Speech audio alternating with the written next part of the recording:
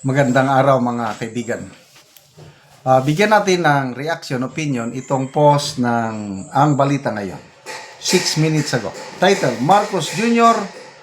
pinayuhang bawasan pansamantala ang kanyang kasipagan. Sobrang sipag ang Pangulo daw.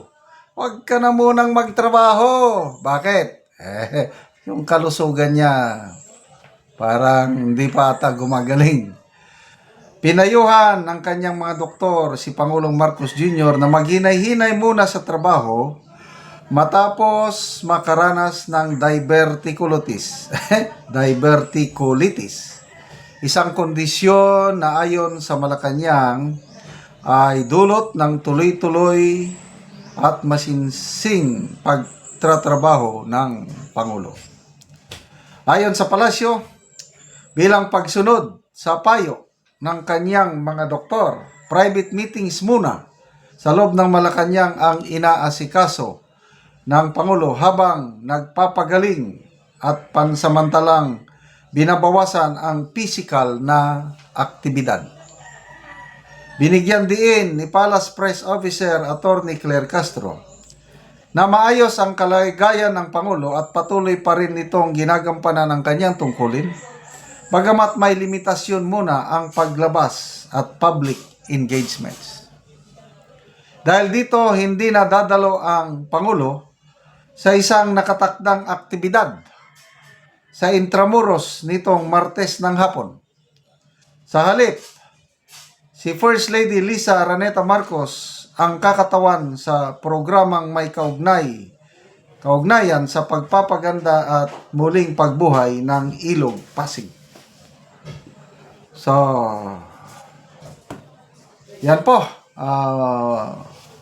Ilang araw na ba mula nang napabalitang dinala sa St. Luke Medical Center ang Pangulo? Mag-isang linggo na ba? So hanggang ngayon, hindi pa rin siya bumalik sa dati kasi nung una talagang everyday na lumalabas. Ngayon, wala. Hanggang Malacanang lang muna. Sinasabi ni Attorney Claire Castro, magandang kalagayan. I don't know kung maniwala kayo. Magandang kalagayan o ano. Sana nga, magandang kalagayan. Sana nga nagpapahinga lang.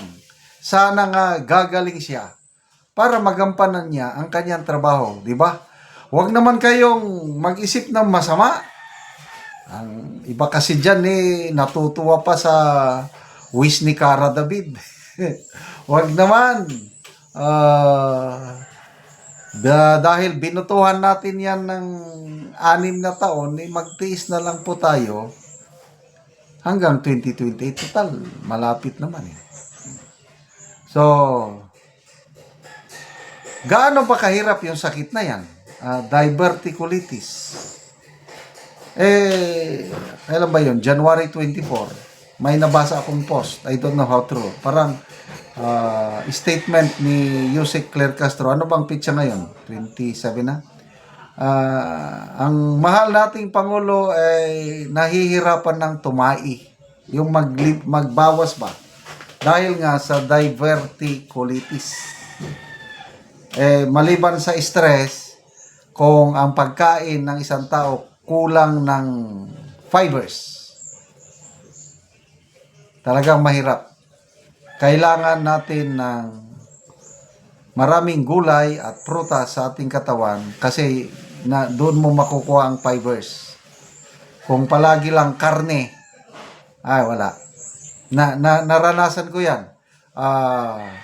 After my retirement, dahil may pera ako gusto kong magpahinga, mag-enjoy sa buhay. Nako, lahat ng masasarap na pagkain, lalo na lechon, ano pa ito? Yung liempo, basta karne. Wow, sarap. Nako, biglang yung health ko, biglang bumaba. Madali akong pumagod, na lumaki ang katawan ko, lumaki ang tiyan, tumaas ang timbang. Palagi madali kong sipon. Matagal gumaling ang ubo, bumaba yung aking immune system. Mabuti na lang at mayroon akong anak. At yung misis ko, palagi akong pinapagalitan. At nung nagkaroon ng pandemic, ayun, natauhan ako. Kasi mahina na yung immune system ko eh. Kaya nag-change lifestyle ako. Ngayon na, talagang tinitignan ko yung diet ko. Hindi ako kakain, hindi ako pwedeng mabuhay sa isang araw na wala akong prutas at wala akong gulay. Sandali ipakita ko. Meron akong, ayan kompleto. Ilan ito? May lansones, rambutan, orange. Sandali may kukunin ko lang. Meron pa akong durian. Ito. Durian. Hinog na oh. Maamoy na. I-open ko na mamaya. Papaya. Everyday. Gulay. Ito. Mayroon kaming stock na lettuce dito sa table lamesa mismo. Binili ng wife ko. Buhay yan oh. Pag kumain kami, kuha lang kami ng dahon. Automatic kain. Yan po. Huwag nating pabayaan ang ating health. Kasi nga health is wealth. Aanin mo yung pera. So, paryaman mo nga. Aanin mo yung posisyon mo. Ikaw na yung most powerful man on earth o in this country. Masakitin ka. Ako, mas gusto ko na lang kahit ultimo, simpleng tao lang ako, halos walang pera, okay lang. Basta wala akong sakit. Kaya, how do I maintain my health? Exercise. Diet, eat properly. Yung wala akong kinakain na mga processed food. Puros natural. Paminsan-minsan, magkain pa rin ako ng Jollibee. Paminsan-minsan lang, pagbigyan ko. Jollibee kasi ang sarap ng Chicken Joy.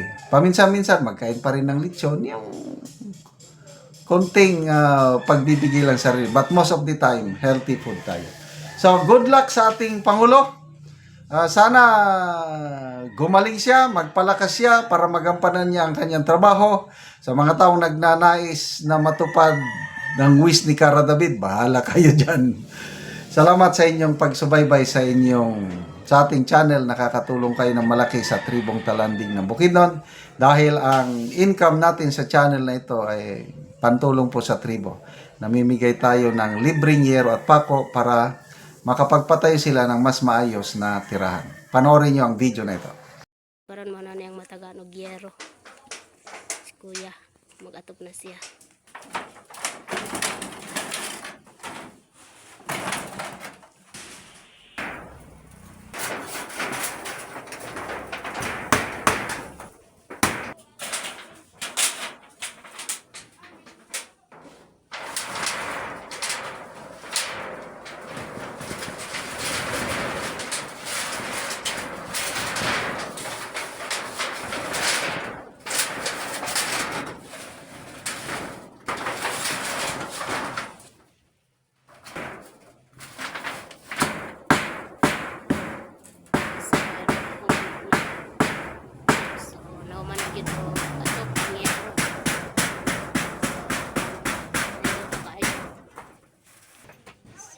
Nagyod o atop ang yero nga balay ni Lola.